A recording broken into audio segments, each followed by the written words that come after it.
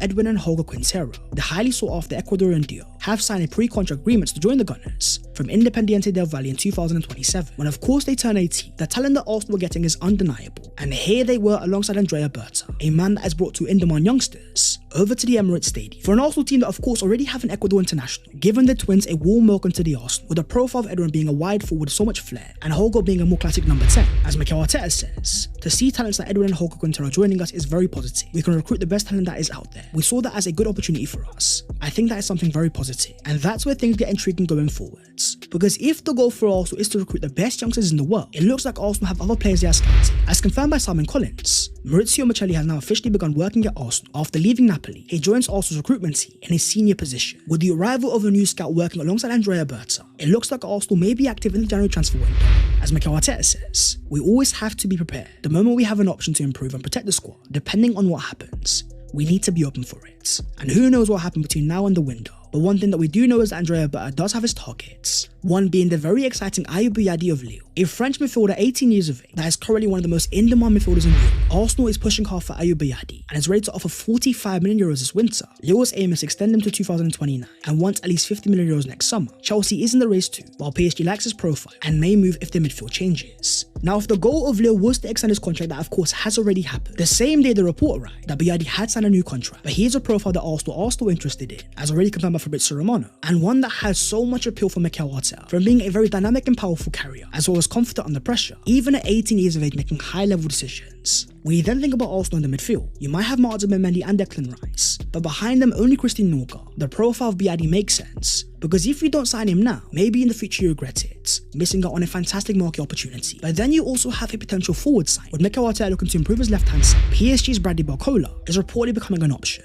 As confirmed by Alexis Bernard, Bradley Barcola is not fully satisfied with the situation at PSG and is not ruled out a departure next summer. Liverpool are a very active candidate, while sources indicate Arsenal are also trying to seduce the player. But moving on to the Champions League redemption, and redemption is the word because as Mikel Arteta says, we need to go again. Yes, you've lost for the first time in 18 games, but the real stuff of champions and teams that go on to win titles is their ability to bounce back. So with the focus turning to the Champions League, whereas confirmed Arsenal are the first team to qualify for the knockout phase, nobody else threw it out. Arsenal of course number 1 with 15 points, 3 points clear of second place PSG. So in terms of the opponent's Club Brugge, as Arsenal go to Belgium, they are a team that have had very hit and miss form, with only 2 wins out of their last 5 games, currently 3rd in the Belgian First Division, form that has been very costly, especially for their manager Nicky Hayes. As confirmed by Club Brugge, the club has bid well to their head coach, with Ivan Leko replacing him and taking over as head coach of Bruges. Sacking the manager just ahead of a game against Arsenal is a sign of a team out of form, but also one that is wounded. So in terms of Arsenal, which players are going to be available? Of course, there will be no Christian Mosquera, as confirmed by Mikel Arteta. He is going to be out for weeks, unfortunately. It is much more than we expected, but the player was feeling it, so he's going to be out for weeks. So with no Mosquera available for the rest of this Champions League phase, according to Tom Canton, Arsenal will not be registering Gabriel Jesus in the Champions League squad in the wake of Christian Mosquera's injury being worse than first hoped.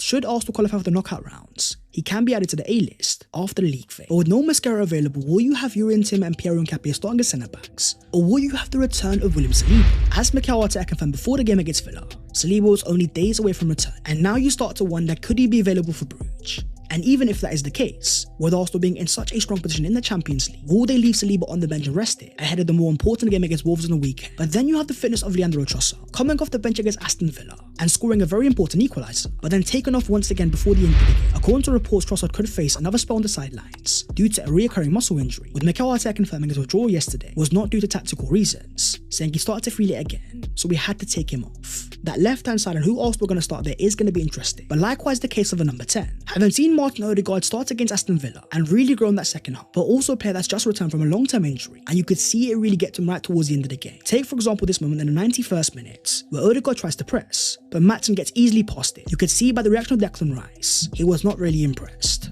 And that's where some Arsenal fans are looking at Ethan Nwaneri, a player that was not used against Aston Villa, but one that of course produced fantastic numbers last season. In March, having 9 goals and assists in 1,019 minutes, a goal contribution every 130 minutes, from goals outside the box to consistent moments of brilliance. Despite playing out of position as a right winger, in this year Nwaneri's only had a few moments, but you start to wonder if Mikel Arteta is going to rotate players. Is he going to turn to Ethan Nwaneri as his number 10? Because the quality is there, and if you can give him consistent minutes to grow into the first team, the profile being like Martin Odegaard, with a growing ability to control games, while also having that same carrying power as Eberechi Eze, where he's able to burst forwards and penetrate defences. Nwaneri's profile. Arsenal fans, What you hear now could completely change the course of the Gunners' season. After the first defeat in 18 games, the pressure exploded in London. But what's happening behind the scenes goes beyond what the traditional press is showing. Mikel Arteta has a secret $40 million plan for January. Internal changes in the medical department are becoming a hot topic in the halls of the Emirates, and the return of heavyweights like Jesus, Havertz, and Saliba could transform the final stretch of the season. Stay with me because this is a behind-the-scenes thing, locker room decisions and board pressure. And no one in the world talks about this more truthfully than us here on the Arsenal News Today channel, the best channel in the world about Arsenal. I'm Guilherme, and this is the real story behind the Gunners' crisis, reconstruction, and winter offensive. It was a punch in the gut. Aston Villa's goal in the last minute silenced not only the Emirates but also the hearts of the fans. The last time Arsenal lost a game? August. In other words, there were almost 5 months of unbeaten streak, of dreams fueled round after round, and suddenly, everything collapsed with one kick. The players' faces said it all. Saka, Rice, Odegaard, all left the field without looking up.